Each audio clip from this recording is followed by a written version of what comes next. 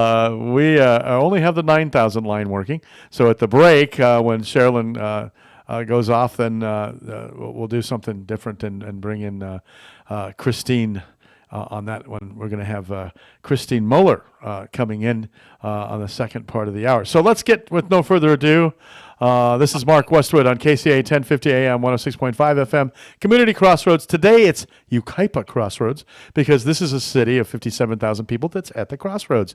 And with me, I have Sherilyn Long, former city council candidate in District 1. Hello, Sherilyn.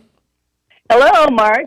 Well, welcome. Thank you for having me on. Thank you. We are just days in front of the election, and in Yucaipa, we have several seats up. We have the third district, which was held by Bobby Duncan, is now has Gigi Hanna running for it, or Lyle Vick, or Judy, I want to say Collins, Judy Woolsey running for it, and then we have in the fourth district, we have Justin Beaver, who's currently the city council person, the incumbent, running against Christine Muller. A candidate who was Citizen of the Year last year. So that's an interesting race. And then we have a recall in Ward District 1 against George Garner. And so let me preface this. Garner, yeah. Matt Garner. Sorry to George Garner, who's actually a friend of mine, plays the trumpet, and was a manager at Mimi's. At Mimi's. So let me get to it. Matt Garner is being recalled. And, of course, you ran against Matt Garner in the last election. And it was kind of a dirty, downright election. How much did you lose by? It was very few votes, only about 60 votes. Only about 60 votes. Wow. Yes.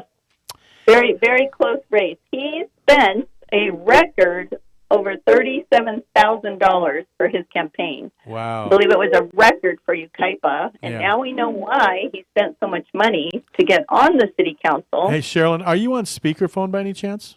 Yes. Can you take me off of speakerphone, please? Sure. Yeah, that makes it a little better sound here.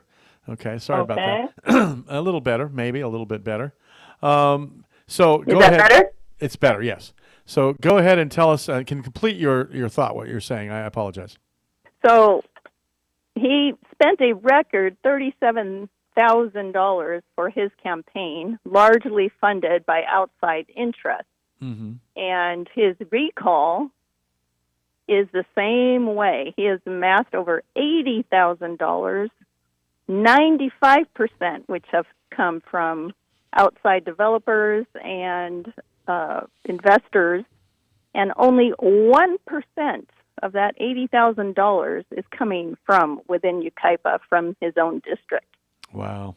Now, let me ask you a question. You guys did recall, and I believe, correct me if I'm wrong, and you tried this recall. You had to, first of all, the recall process completely changed in the state of California in January of last year when you started this recall, correct? Yes.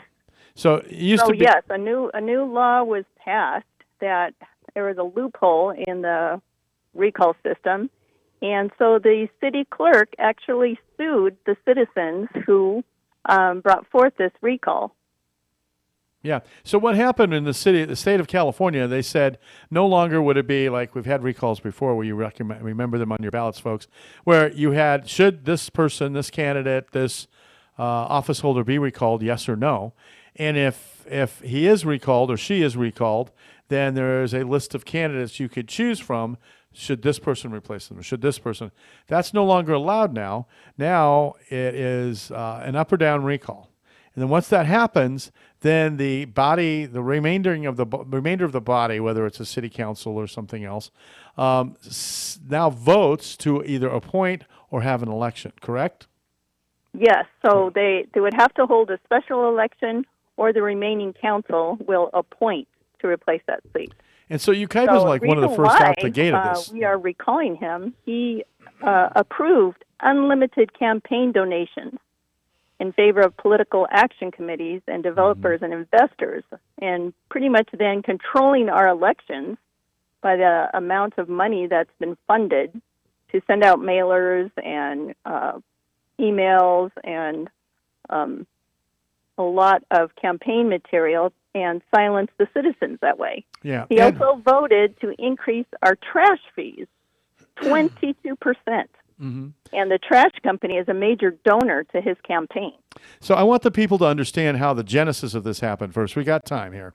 So the genesis, the creation of the recall and why you did it is one thing. But how it works now, I'm trying to get that structure in people's mind, is then they have to do what they call an intent to recall.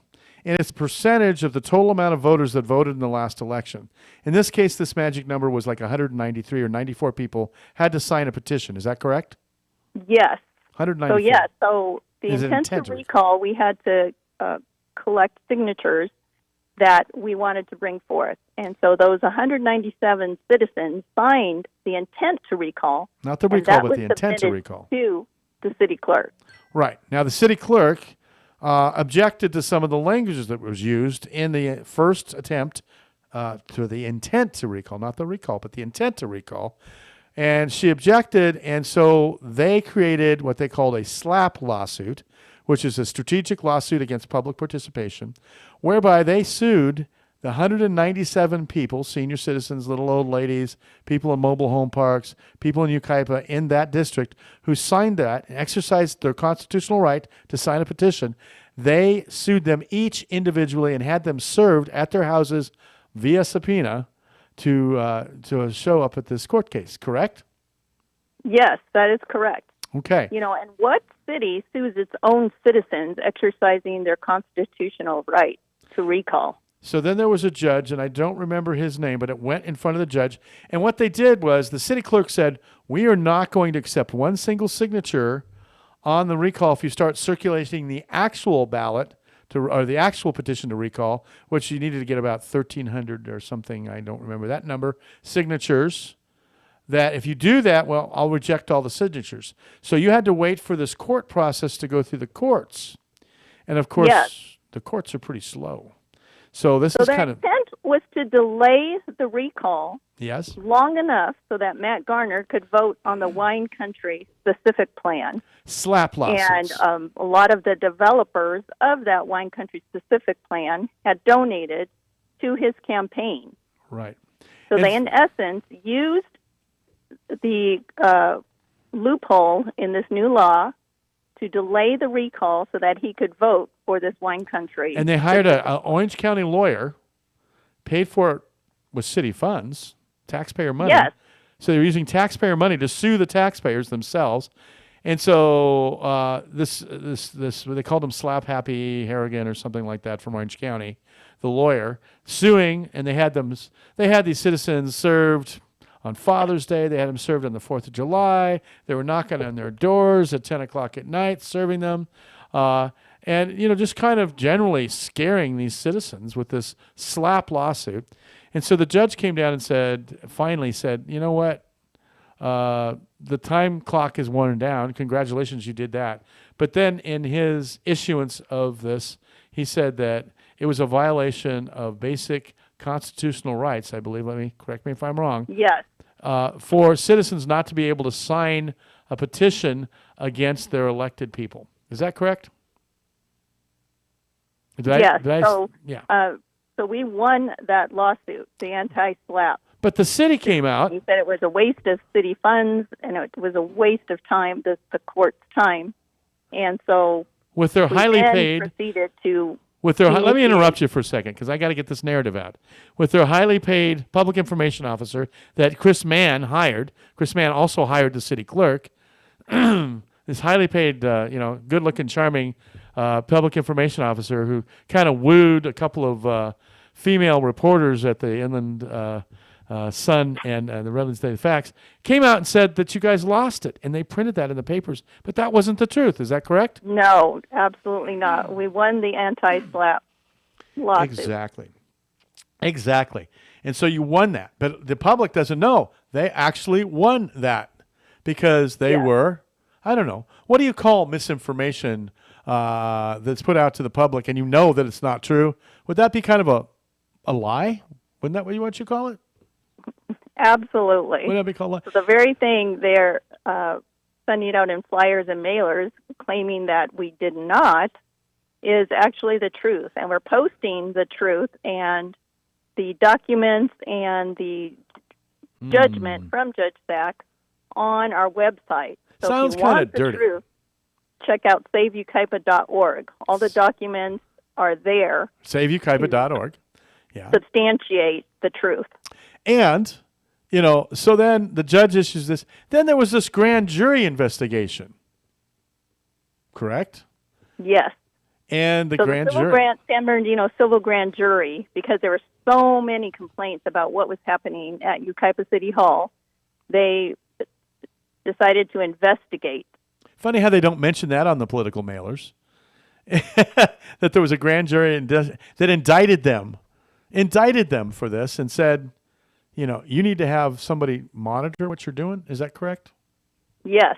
So they said they highly recommend that we get like a watchdog group to oversee what was going on in City Hall, and that the public had lost its trust in the council members of City Hall because of everything that was going on. That's fairly obvious. And let's put it this way, they had lost their trust in City Hall, and then they had this grand jury report. Now, let me ask you, because on these mailers they're mailing out, Garner keeps saying there were 3 attempts to recall. I don't recall 3. Wasn't there only 2? No. There was a first attempt to also recall Justin Beaver, Matt Garner, and Bobby Duncan. But you didn't get it to the That was recall the process. original. You didn't get it to the recall process. You got it to the intent to recall process, and then it was all Correct. scourged. So I don't count Correct. that one. So now tell me where the second and third was. Is this the third? There was not a second or third. So This- it was just the one intent to recall, the first, in which we won that lawsuit. They delayed it for over a year so that they could get their wine country specific plan developed, pushed through. And then we were successful with collecting almost twice as many signatures to recall Matt Garner. 2,445. Let's get that number out there. 2,445. And did he get that many votes when he got elected? No, he got less. He just got over 1,000 votes to get into office. So and it people are took- so angry. They're Yes. so offended by all this that, did you have trouble collecting these signatures? And you got twice as many as the 1,300 and so on that you needed? You got twice as No, many. we did not have problems at all. Anybody who was aware of what happened at City Hall and how Matt Garner has turned on his constituents. He does not represent the constituents. He lied on his campaign that he would support our rural way of life and keep Yucaipa rural. rural. He went completely against that, and he has voted to densify almost every project that's come before him. Voted on the side of the developers. And like I said the last hour, developers are not your friends, folks. They just want to make money. They don't care about your lifestyle. They don't really care about how you live. They don't care whether you're caught in traffic at 5 o'clock in the afternoon on Yucaipa Boulevard for 2 hours. They don't care about that. They don't care about trucks. Absolutely not. He's also supports increasing the sales tax, Yeah, 1%. 7.75% to the 8.75%. Mm-hmm. He's allowed the housing density to increase on the North Branch property from 1 acre per house to almost 4 houses per acre, eliminating the rural living zone. So he's gone against everything that he promised in his campaign. So I've seen all these citizens showing up at the public comment sections at City Hall before city council meetings, talking and talking and talking. One city council member who's not running now said, all we say, all I hear is wah, wah, wah, wah, wah, wah, and I'm not listening. He actually said that to people. He's insulted people. He decided not to run. He was one of the people that was going to be recalled, but there was a problem collecting signatures, if I understand, that because there's so many mobile home parks in District 1, over 24, 25, that the mobile home parks weren't allowing people to come in and circulate petitions, even though that's a violation of law and Right. It everything was else. difficult to get the word out Right. to the mobile home residents. Right. And So Bobby Duncan decided not to run again, right. so which we are very thankful, and many people were vastly relieved. Exactly. So we got one corrupt council member down, and now we want to recall Matt Garner. Mm-hmm. And then same thing with Justin Beaver. Justin Beaver endorsed Matt Garner to run for office. Right. And Justin Bieber's also the one that put in the clause for the new city manager as they brought him in from the parking lot the day they fired Ray Casey. And with one fell swoop, gone was the city attorney, gone was the city manager who was, head of the California League of Cities, who's had all these certifications, was very qualified, who they had Ray Casey, had just upped his contract and gave him a modest raise with a big pat on the back and said he's doing a great job. And then the next month they, go into closed session, their very first city council meeting with the new city council that three of the members were virtually elected by Chris Mann, who was the city manager they appointed. Chris Mann came in from the parking lot, no vetting, no hiring process, no chance to apply for that position, and came in with a new job and a new contract. And it was Justin Bieber who put a lot of that in place, and a lot of that in play. And Justin Bieber put one clause in there that, with a $7.3 million budget deficit they have now since this whole year, one of the things that hurts the most is that he put in a clause in Chris Mann's contract that he makes 10% over whatever city employee he hires. Wow, talk about putting somebody in charge of the candy store. If you're hiring the person, and you give them a said salary, that means you're going to get 10% more. That was Justin Bieber's doing. Absolutely. So with the 7 So he came from Canyon Lakes. Justin Bieber brought him over from Canyon Lakes, hired him in the dead of night, pulled him in from the parking lot, closed session, gave him a contract that says he gets medical benefits for him and his dependents after working only 5 years, and that's a lifetime benefit in his contract. Yes. So here we are in a budget deficit, and that's the kind of contract he gives to his buddy Chris Mann. He also allowed Chris Mann to hire Joe Prodetto, who is a PIO officer with a budget of $1.1 million for PR. So here they are wanting us to vote to raise our taxes, and they're spending $1.1 million on PR. That's not the kind of city manager and budgetary considerations we need to have leading our city. So, here we are, and we've got this again, I'll say 2,445 or so people voted or signed this petition. 173 signed the intent way back when, and then they had to do the same thing over again. And instead of using the language prior, they used the language, believe it or not, entirely 100% from the grand jury investigation, so they couldn't dispute that. That was a pretty brilliant move, by the way. And I got to tell you, now they've got this recall. And there's lots of money pouring in on the recall for whatever reason to say no on the recall. But a lot of citizens, they've done these dirty flyers. And we're going to spend about 5 more minutes longer than we should. And then, Christine, if you will call the 383-9000 after we're off the phone with Sherilyn, that will be the number to call. Anyway, we're going to spend a few more minutes because I want to get this all out. These flyers have been very dirty. They just did a very dirty one on Lyle Vick, by the way. It's just a terrible one. I think they're all coming out. They have the Yucaipa Coalition coming out of Grand Terrace. I think that's so funny. Yucaipa Coalition with Robert Rigo's Grand Terrace office. Robert Rigo, chair of the Robert Rigo is the treasurer for all of these different coalitions. Yeah, the fake ones, not the real ones. Because there are real coalitions. The Save Yucaipa is definitely a real coalition. And by the way, one of them said there's a MAGA. There are MAGA Republicans wanting to recall, and they're coming after Yucaipa. That's such a farce.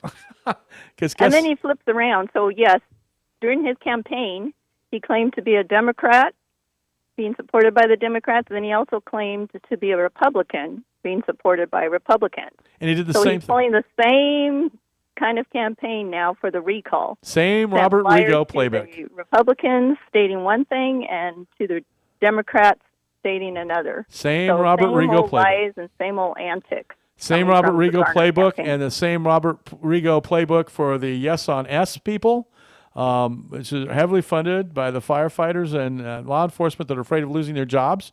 And that's their union doing that, not necessarily the individual firefighters or law enforcement officers.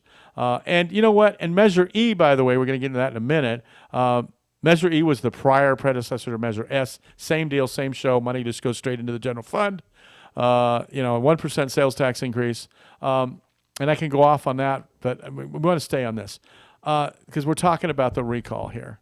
So one of the things on the flyers, and I want to give you your chance to defend yourself because it's been so unfair to you. You were singled out because you were the prior candidate in the 1st district, and you might be the candidate next time if he does get recalled. That's not a for sure thing. I don't think you've said that you're going to do that. But they've singled you out as this person, and it's just Sherilyn Long's vendetta. Did you cause all this all by yourself, Sherilyn Long? Absolutely not. I was not involved with the original recall. It was the citizens and residents that took up this recall, and I just joined them. Mm-hmm. I was not the ringleader. I was not the one who initiated this. So you only have just like come one signature? alongside of the citizens. You have one and signature. Over double the amount of citizens have signed his wanting his removal from office. So you only have like one he does signature and not one vote, right? represent the constituents. Yeah. You only have one signature and one vote, right? You can't vote more than me. I can only sign one time too, right? That's correct. Right. And like you said, double the amount. Double the amount. Yes. And if we can get the word out to more residents, I'm sure they would be voting yes on the recall also. Yeah. Well, thank you, Mark, so much for having me on and we being will able to spread the truth. And we just want what's best for Yucaipa, and what's best is to recall Matt Gardner. Absolutely. And Sherilyn Long, you have been a very stalwart, compassionate person with that, and we appreciate having you on for us. And on this Halloween Eve, when things are scary, what I just told you and what you've learned from Sherilyn is very scary. But I got to tell you, Sherilyn Long is not the only one. There's 2,445 people that signed the petition. A lot of people have voted for it. Do you think that they're going to win on the recall? Do you think there'll be a yes or no? So the more the truth gets out and people hear it, So yes, the recall will is be successful. You say the recall is going to pass. We'll find out. Election day is November 5th. Sherilyn Long from the Yucaipa, thank you for joining us. Thank you. I'm Mark Westwood on Community Crossroads. We'll have Christine Muller up in just a very few minutes on KCA 1050 AM, 106.5 FM, the stations that leave no listener behind unless your new request lines don't work. All right, go for it. With your hands on your hips.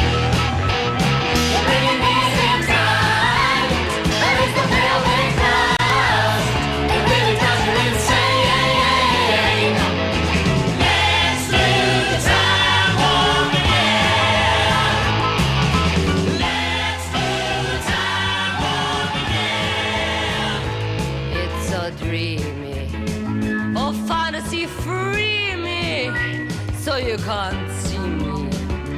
No, not at all. In another dimension, with voyeuristic intention. Well secluded, I see all. With a bit of a mind flip.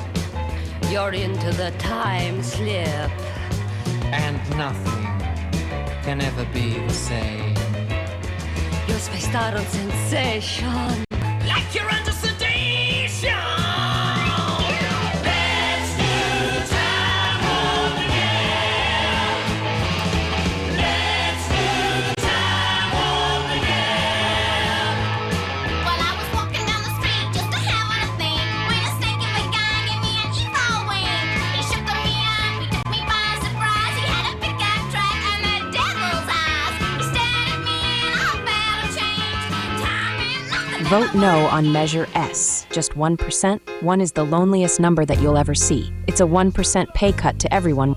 They say it's not much, pure deception, and they will always be back for more. Tell them that making big threats to the paychecks of public safety employees, firefighters, closing a firehouse, firing law enforcement, closing a senior center, and the kids' pool is unacceptable when you spend money like it's water. A nearby city raised their sales tax to 8.75%, and the result is over 100,000 square feet of empty retail space. What is a 1% sales increase of nothing? Nothing. Measure S is a terrible solution. A $7.3 million budget deficit, and the city manager got a $106,000 pay increase. Rewards for poor results? Tell them to do better and take less. Vote no on Measure S just like you voted no on Measure E years back. Same bad deal. Protect our city and protect our local businesses. Vote no on Measure S, paid for by donations of local residents to the Urban Ingenuity PAC.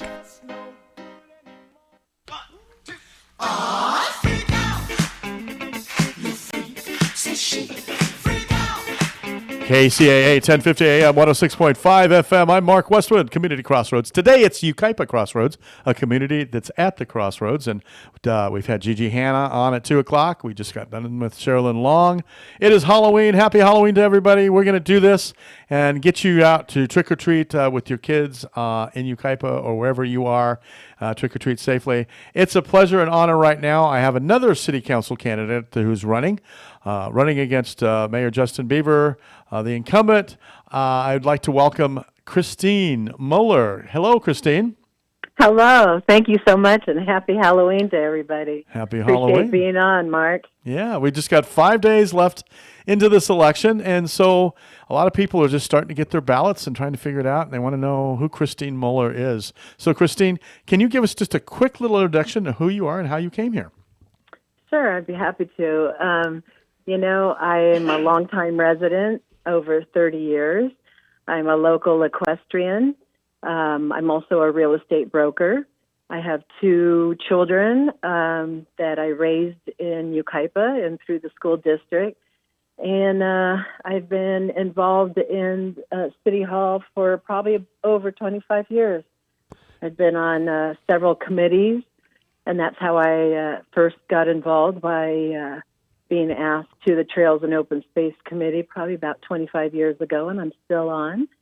And, served on the General Plan Advisory Committee and the Freeway Corridor, the original Freeway Corridor Committee, all kinds of different committees, and it's been my pleasure to do so. But what a learning curve it's been, Mark, I'll tell you that. I bet. This particular election has been very, very dirty. It's particularly because of a flyer mailer outlet out in Grand Terrace that's just been assaulting people deadly. Assaults, the lies, actually, I think. It's so insulting and so offending that they think we're all so stupid that we believe all those lies. But that's what they do. I don't know what they've done to you because I don't live in your district.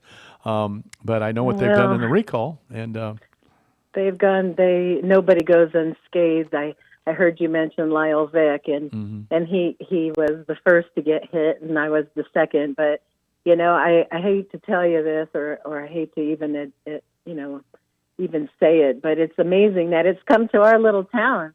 I mean, the town that we know and love is full of fellowship and compassion for our neighbors, and I've never seen anything like this before. So by the fake group Yucaipa Coalition with a 2673 Barton Road in Grand Terrace. How did that happen? I just don't know. Well, it's amazing. I've never run for politics before. I never imagined running before, and before all this. I don't know what you call it. Our city was run into a ditch, but. Money can do whatever it wants to do. And, one thing I've learned, unfortunately, is when you're up against a lot of money and there's actually consultants that take care of these things, and that's what they do, and I don't play like that. And that's what the weird thing is for me to see that goes on in our city. And I believe, if I'm not mistaken, this is pretty much the first local election, where it's gotten this outrageous. Vitriol. I call it vitriol. I would agree. Yeah. You know, And you know what's so sad about this is, these are nonpartisan races, whether you're a Democrat or Republican, whether you consider yourself progressive or liberal. We all kind of share some views on some issues and not on other issues about our city. But what this does is divide us to conquer us. I would agree with you. And the bottom line, absolutely, the bottom line is what's the best thing for our city. Seriously, Absolutely. that's what my take has always been. Serving on any committee, it's not what's best for me or my family or my business or my this or my that. It's what's best for the city of Yucaipa. And I think when you take a step away, we all have the same vision of what we wanted to see Yucaipa and the reason why we came here. And that's why I respect our general plan so much. But unfortunately, some bad players have ridden into town from out of town. Most of them from out of town. We got a couple of them are in town, but I'm not going to comment on that. But what happens when money's involved? I mean, I'm kind of a Pollyanna about those things. But our little city when I first got here, I think was 17,000 strong. And now, we're up to about 55,000. And with that comes a lot of money and a lot of, speculating on the land that is remaining to be built. Yucaipa is a treasure. I mean, really, if we even mention it as the jewel of the Inland Empire, takes a lot to run for city council. It's a lot of sacrifice, all those meetings and everything. So why are you running for city council? Good question. I have to tell you, I've been involved in several different city councils. I've been involved in watching the city, and I've been so proud. I've been so proud of our city. We were fiscally sound. We were doing great. We were raising money and then spending it appropriately. And, I just couldn't stand to see the direction our city was taking. It was shocking to me, and I just couldn't stand back and watch it happen. And it was such a positive thing. Our little newspaper, locally owned, and they would put in pictures. Like you had a picture in there. I saw David Avila handing you. He was a council member. David Avila handing and you. I should probably correct you. Let me correct you on that. It was 2019 that I was Citizen of the Year, and that was. Still good. It was quite an honor. Yeah, you said with Sherilyn last year, but it was actually 2019. Former firefighter and city councilman David Avila gave you a Citizens of the Award in 2019. Okay, we got that. We got that out. But congratulations on that. And you don't get that by accident. It's just not like political favor. Oh, thanks. I'm telling you, it was quite an honor, and being in the parade and just having my fellow citizens, vote me in meant a lot. But it was quite humbling because, that's not why people volunteer. I didn't volunteer for that type of an accolade, but I sure did appreciate it. It was quite an honor. And you didn't get it just because you're honored or you're popular. You got it because you did some acts, you did some deeds, you contributed to the community. So tell us a little bit of some of the things, that you've done that have helped the community, some things you've been organized in and involved in, community groups, things like that. Yeah, I appreciate that. It was absolutely my pleasure, to be honest with you. Absolutely. Yeah. And, we know that you've worked hard and you've been active in the community. Have you served on a commission? Well, I've been on Trails and Open Space Committee for probably the 25 years. And from that committee, I've sat on a lot of different ones, starting with probably the freeway corridor. There's been design review committees. There's the wine-specific plan. And, while I'm saying that, just make sure that I want the public to know that that doesn't mean that I was for those plans or the design that were ultimately approved. So just to make that clear. And, the General Plan Advisory Committee was really the committee that got me hooked into, volunteering, because that really it was a 2-year committee that really educated you on really the parameters on which our city has to work with. And, the state has quite a few parameters that regulate, actually, like how CEQA? the city works. Oh, a lot of different things. Yes, absolutely. Like That's CEQA. the California Environmental Quality Act, Sol sequel. All those things, When you which go to- are vital. But you have to operate within those parameters. You have to have a certain amount of affordable housing. When you develop other new housing, all those things that, of course, they're meant by the state to keep your roads safe, to keep your citizens safe, to make sure you don't develop in fire-prone areas that have one road in and out, that sort of thing. You're right. It's absolutely required by the state. Absolutely. And if you're not in compliance, boy, they could come after you. And you know what people should know about our city of Yucaipa is that we have an award-winning housing element. And so that's absolutely defensible. So, we're doing good. We're doing good as far as our numbers go. Of course, our governor wants the pedal to the metal and wants more and more all the time. But, even a councilman mentioned the other day, or was it our city attorney, mentioned Huntington Beach being sued. Well, Huntington Beach isn't in compliance. City of Yucaipa is absolutely in compliance. So, I wouldn't use that as the measure. So, yeah, you're right. You're absolutely right, Mark. So what is your vision for Yucaipa? What would you like to see? What you don't want to see? So let's start with, okay, do you like warehouses? I hate them, and I don't think they belong here. Okay. Warehouses belong in certain places. They, hubs, where the freeways come together, where the 60 and 10 come together. And, the bottom line is with the warehouses is they don't really bring city revenue. They really don't. What brings the city the most revenue is commercial and retail. So, to miss that opportunity in the freeway corridor, would be a really a misstep and a bad design, and a very bad design. And you have to keep in mind that, everybody's afraid of the housing number, and we're afraid of getting our hands slapped, which I'm not afraid at all, because I think we're doing great with our numbers, is that the warehouses would replace high-density housing. So how does that make sense, that if we're so afraid of our housing numbers, our arena numbers, that we're going to remove, several acres, 320 acres of housing to put warehouses? It doesn't make sense. Not to mention all the trucks on the freeway backed up onto the freeway. People could be slamming into the back of the trucks. There's the smog, the pollution.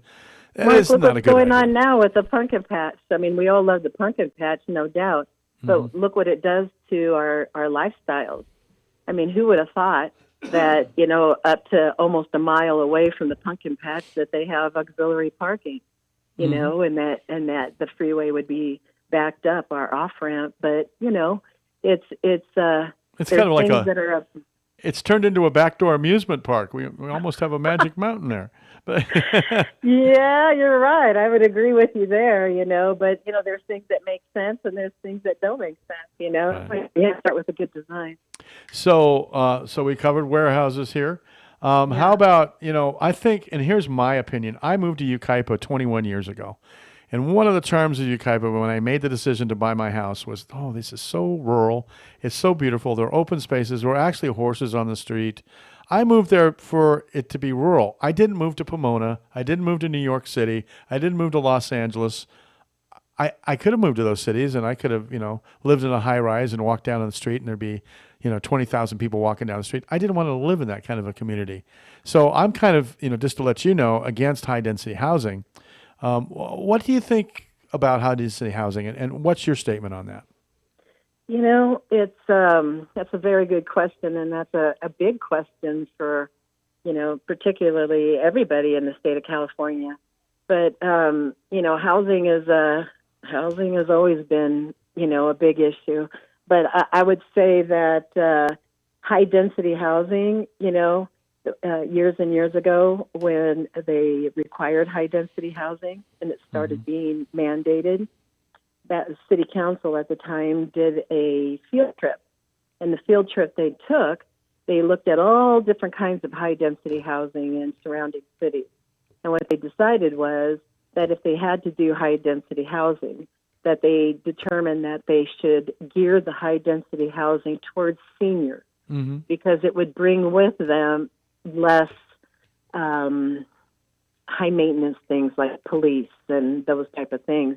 And then they also, that council at the time, determined that the apartments near the Rancho Cucamonga area, near the Victoria Garden areas, were palatable. So they looked like nice housing. So that was the direction the city council took. Not something similar to what was approved last Monday's council, where it was it was half acre lots, 20,000 plus square foot lots. And I think there was 24 houses that were allowable. And now there's going to be 127 houses there. So you would vote no on that if you were on the city council? Heck yeah. Okay. And you know what? I have to tell you, that lady next door, she, a homeowner right next door, she was very articulate in her concerns. And nobody once said anything about her potentially losing value in her home by having 127 units next to her instead of another half acre house. It's true. That is very, very much. Now, I'm a mobile home owner. And, my mobile home is a asset. It's not a piece of property I sell. It would be like selling a car or an RV. When I sell it, home. I have to pay sales tax on it. Yeah.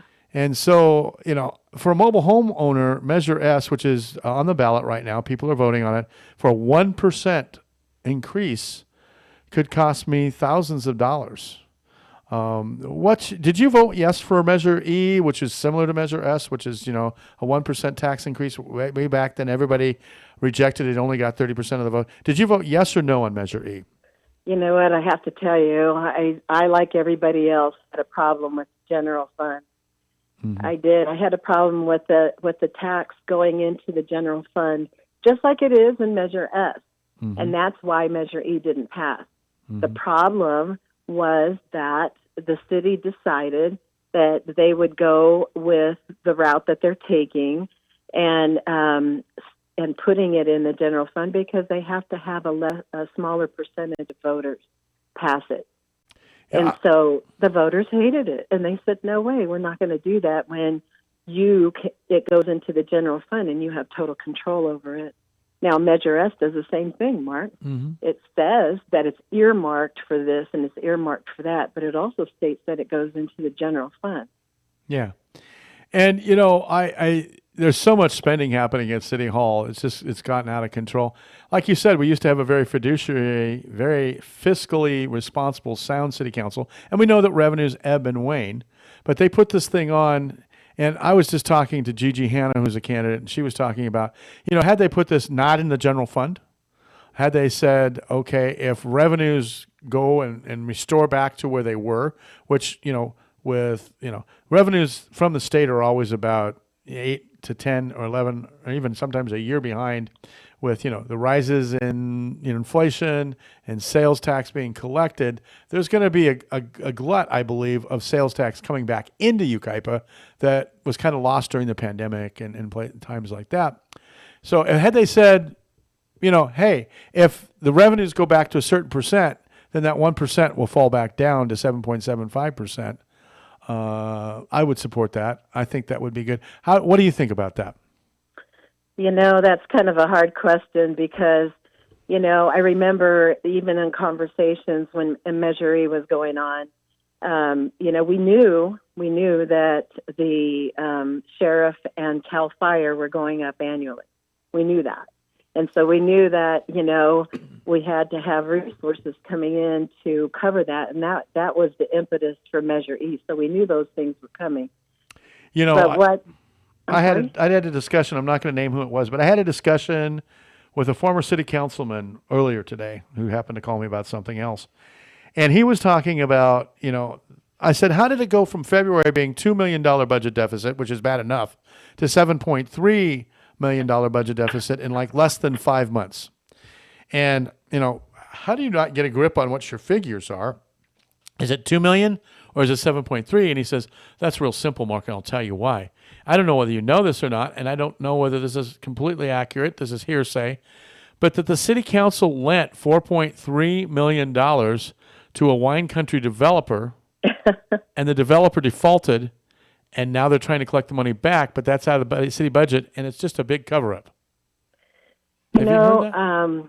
I know of what you're referring to. I don't know that they're in default. I thought that the lease option was a 3-year option, so I don't know that they're in default. It concerns me because, we're talking about 80 acres for the over $4 million, and in my estimation, it's not worth that. So, and again, when we're upside down, and I think they said that we were closer to between 10 and $15 million, upside down in the red, and that they deferred some of it, and they were able to bring it down to 7.3. Wow. So, keep in mind that, the current who I'm running against is Justin Beaver, has been there for 4 years. Mm-hmm. And he's the one that's responsible for bringing Chris Mann here. Chris Mann is the one that's responsible for a lot of these projects coming forward and a lot of these decisions being made. And keep in mind, just prior to that lease option on the 80 acres just west of the Five Winds Ranch, the city manager had a meeting about the Serrano estate, and he had a proposition of potentially buying that land. Well, if we're upside down and we have so much financial trouble, what are we doing in the business of potentially buying so much land? Makes sense to me. Christine, you have a website for people that can hear more about you, right? Moeller for Council 2024. Moeller, Mohler, correct? That's correct. Mohler, Moeller, and the number 4 or the word 4? The number 4. Moeller, the number 4, citycouncil.com. Not City Council, Moeller for Council 2024.com. Moeller for Council 2020.com. Yep, 2024. 24. Yep. I'm getting this all wrong. Oh, Come I'm on, so sorry. you know what I meant, Mark. You say Thank it. you You so say much. it. You say it. Moeller for Council 2024.com. There it is. Right. There All it is. right. It sounds great. We are coming to the end of our segment here. I've been talking with Christine Moeller. She's running for the 4th District in Yucaipa. Level-headed person, knows a lot of knowledge, Citizen of the Year a while back, and very much supported. Running against an incumbent, which is difficult to defeat an incumbent, but I wanted you to get to know her. There's so much more we could be talking about. We have an election November 5th in just 5 days. And Christine, one of the things that alarms me is less and less people in Yucaipa are voting every election. So we're hoping this number goes up with everything that's happening. But I wish you the best of luck. Christine Moeller. Thank you so much. I appreciate every vote and everybody's support. And Mark, you're the best. Thanks. Well, thank you. If somebody wanted to get a hold of you, could they call you directly, or would you rather them just go to the website? Absolutely. Yeah, you can go through my website, or my number is published. It's 909-648-5897. Say that again, because I'll get it wrong today. Oh, that's okay. It's 909-648-5897. Christine Moeller. Wonderful, wonderful. Christine, thank you for being on here. Privilege and honor. Appreciate Best of luck to you.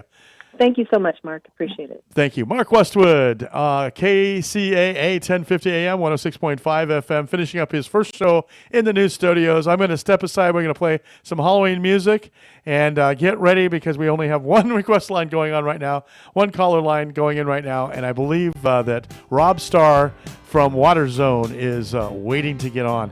So thank you for joining. I'll be back next Thursday. The couple days after the election, we'll know who's president of the United States. We'll know all these offices and all these prepositions and propositions, whether they've been passed. So join me. We'll have a review then on KCAA 1050 AM.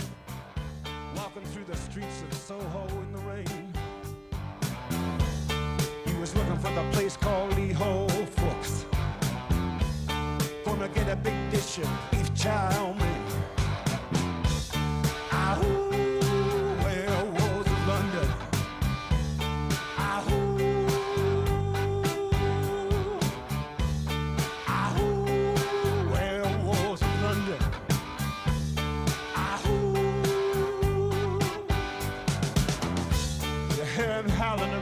Kitchen door. You better not let him in. Little old